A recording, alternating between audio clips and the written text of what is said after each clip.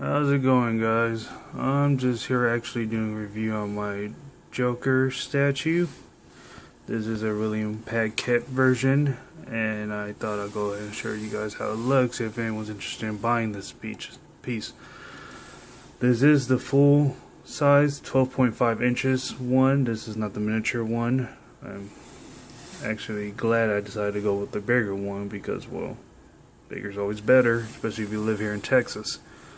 Now, as you can see, it is kind of wobbly, but this is pretty standard when it comes to a William Paquet statue.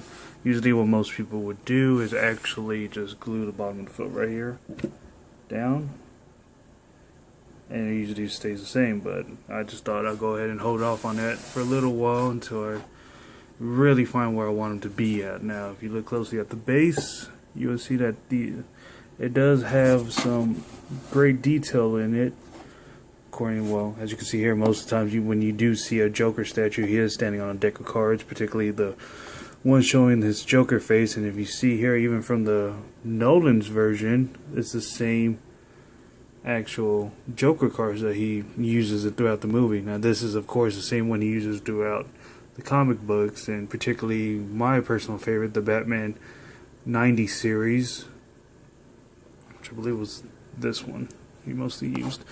And sometimes this one. But let me go ahead and take this piece off right here. As you can see, it just comes right off, and this is the bar it stands on, a little dusty and stuff, but let's be honest. And as you can see, it actually has, that's where the glue spot we usually go at, and you can take it off. It would be the other end, which slips in there. Let me go ahead and just set it to the side. Look more at this base. Now, I advise anyone who's going to buy this piece to know it's a rather large piece. I mean, if you want to see a kind of a scale version, this is, I got a Q-tip right here because, you know, I'm cool like that, and just can tell you how pretty big it is right there.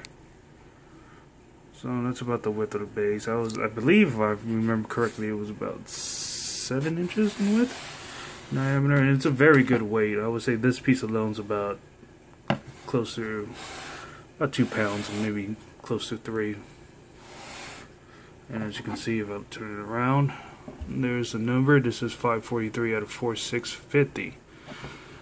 Now again, this is the full-size statue, so the miniatures, I believe, go up to 5,000. So this is not an extremely rare piece, but nonetheless, there's only a certain amount. And this, of course, William Paquet's signature, 99, DC Comics. And I am a big fan of William Paquet because, you know, this is a great detail he does when designing statues. Let's go ahead and just move this base out the way. Set you aside right there, and let me go ahead and bring this Joker piece out. Now, of course, I'm holding it in my hand, so it might be a little wobbly. As you can see, in this face is great detail, and this is the Joker I know and love. Could be the Jared Leto Joker that we're actually looking at, but as you can see here, his teeth, all the way down to his teeth mark right there. It's pretty well detailed inside his mouth. His eyes, face, his eyes is. This is not painted, of course. It's actually. Let me see if I can get focus right there. Yeah, it's probably better right there. As you can see, it's not just regularly painted eyes over their face. Is actually there is actually eyeballs in there, so that's pretty cool. You don't really see that a lot of times. As you can see, this is the back hair. His skin is pretty detailed. This is marks here and there. His hair, of course, the infamous green on top right there.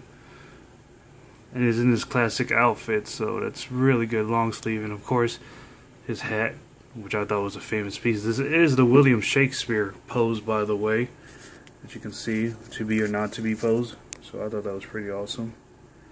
I'm going to put him back on the base. Just so I can have another hand really quick.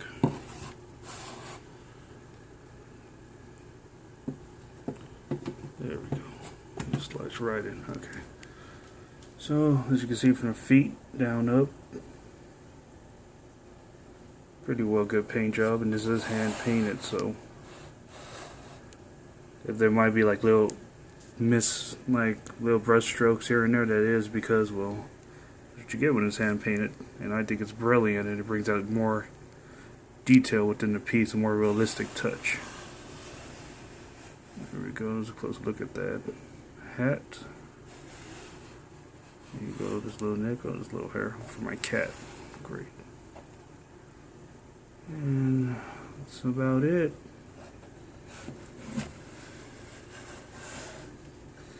If you guys do come across this piece, I suggest you guys buy it. It is one of a kind, and it is one of the best Joker pieces I've seen on, well, I've seen up to yet. So, good luck, and see y'all next time.